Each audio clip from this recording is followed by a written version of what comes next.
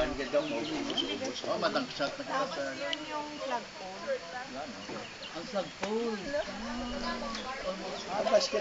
Ang basketball board, mga 3 meters. Meaning more or less mga 7 feet. Mga 7 feet. Mga 7 feet. Nakakadto si Dr. Pua sa ganito, di ba? Why na? Wala nang imoy. Wala nang imoy. Look, sama ka. It's okay, for the sake of art. Candice, baka i-delete mo ko da. Pero kin yun, Doc. Wala pa. Wala pa. Coming pa siya. Asa dason pa nga trip siguro. Kami Anong isakyan nyo, Dok? Ang pick up ni Mayor. Ah, D-Max, okay.